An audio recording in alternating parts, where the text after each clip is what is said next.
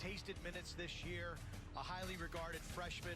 He will get his first career start as Penn State looks to spring the upset on the Rutgers Scarlet Knights, who have Lions. That's exactly what they needed. I mean, listen, it's senior day here at Rutgers. Bartolo hit the 30-goal mark versus Michigan last week. Had a 2-goal performance in Ann Arbor. Yeah, that's a game that Rutgers led wire to wire, and they let it tucks his stick, gets inside the defense, and rips one past Frasian. And Frasian making his first start of his career, has come in this season and picked up a win earlier, but has come off the bench in all the times that he's appeared. In their run in the NCAA tournament last year, they were one play away, really, from knocking off the University of North Carolina, going to their first ever championship weekend. And if they want to make noise continually in the Big Ten, maybe win the Big Ten tournament, and then get into the NCAAs and advance as far as they can, Connor Kirst, he is going to be, goal line extended, and then just whips it past Kirst. Great individual effort by Kenyon Birch. Fourth goal of the season for Birch, the New Jersey native, coming back and trying to spoil senior day here in Piscataway. Now a turnover. Penn State will look to take a lot of height coming at you if you're a goaltender. As time winds down this opening quarter. Ground ball scoops up and 3-3 after one quarter, thanks to the latest goal from Mitch Bartolo. They're looking pretty good for the NCAA tournament. Quality wins over Notre Dame, North Carolina, and Harvard out of conference. Their RPI coming into today's action was 10th in the country. And probably more important than anything, about a minute before that, and then he's just in another great position, and this time he doesn't miss. How impactful is how frequently we see Rutgers sharing the ball as they get on the attack pretty quickly here. And early, Frasian untested. Had to make another big save. It's Kirst, great individual effort by Ethan Long, tremendous cut by Rayoum. And Penn State continues to fight, scratch and claw. Rayoum, the redshirt senior in Beverly Hills, Michigan. Brother Rice High School. Beverly Hills, Michigan. For real? Oh, yeah. There's a Beverly Hills, Michigan? There is. I'm actually from not too far away from there. Really? Mark, yeah. It's. What's the shopping like? It's not quite. Last 2 goals, an assist by a freshman, Ethan Long, and then Morin, a sophomore, scoring the goal. That tells you about the youth of this Penn State offense. You talked about the injuries they dealt with very early on. TJ Malone, who would have returned 25 goals from last season. He's been out, along with others. Jack Traynor. Yep. Traynor comes to the backside, almost a carbon copy of the Knobloch goal. So that's a play that Rutgers is running. They're getting the ball on that far side, spinning it around, then returning it to the far side for wide open shots. That's had the swag and the confidence just to post up and rip the shot. Beautiful goal for the Nittany Lions. Second goal today for the New Jersey native, Kenyon Birch. 7-6. So now for Rutgers, you mentioned earlier needing to string together consecutive goals. Penn State has seemingly answered back every single time so far. How do they keep this momentum going? Well, they got to get a defensive stop right here. And I say that because Gallagher just put on the brakes, and that heavy bouncer, beautiful shot past Kirst, ties us up again. Yeah, that last shot from our awesome crew here in Piscataway kind of showed the frustration of Brian Brecht, the head coach for Rutgers. All-American at Duke. Terrific bloodline. That's not to mention his uncles, who were studs. Kevin and Tom back in the day.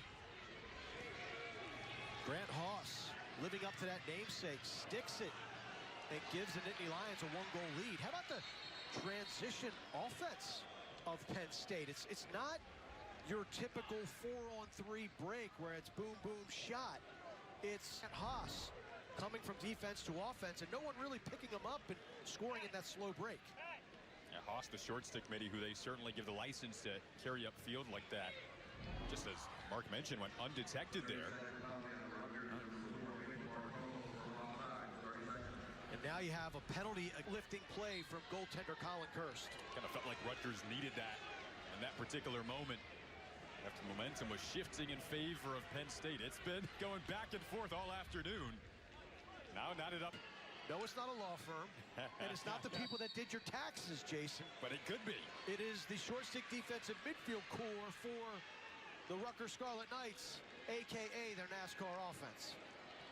Camish had a lot of family at that game in Ann Arbor last week against Michigan. Wixom, Michigan native. As we mentioned, in that number 2 spot, so they'll get the winner of the 3-6 game after a bye. And I like it. I like all 6 teams being in the tournament. I think it adds a little bit of intrigue. I mean, you know, look at last year. Michigan lost to Ohio State twice in the regular season. Then they were able to flip the script and knock them off in the quarterfinals and go to that semifinal matchup against Maryland. And off we go. Second half of action. The first half was about as entertaining as it gets. Rutgers with possession. Pass, Colin Kirst. Nice shot by Long. And how about that nifty ground ball pickup by Pup Buno? Wow, that was sensational. Clean as a whistle. They just keep coming back. Here's Tate Gallagher. And Buno, another freshman out there. Contribute the defense in transition. Great handle by Sweeney. Slips it past Kirst. And we wondered what the Penn State response would be to those 2 goals at the end of the first half by Rutgers. I think we now have our answer. Yeah. I'm getting chills watching this one, Mark. You like it, don't you? I do. We're going to make you a lacrosse fan before this way and picked the ground ball up. But then he took a hit, soaks it, gets the ball upfield. So Buno influencing the game here so far in the second half with 2 terrific plays.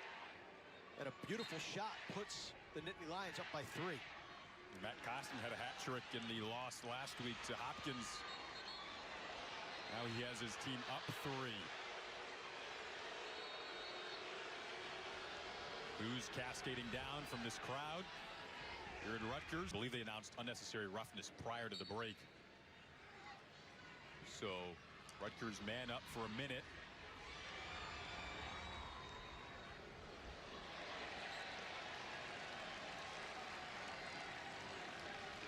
To 1.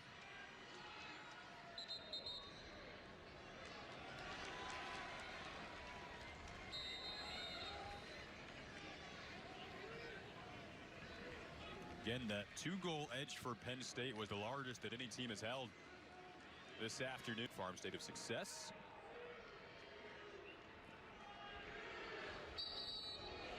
Little flinch by Penn State. Great camera work by our crew right there. Catching that flinch. Opens himself up, establishes more of an angle, and hammers it home. Great individual effort by Jake Moore. Here's Tate Gallagher's. Penn State gets the big ground ball scoop up. Trainer Sickler and number 34, Michael Ferrone out there getting the job done for the Nittany Lions.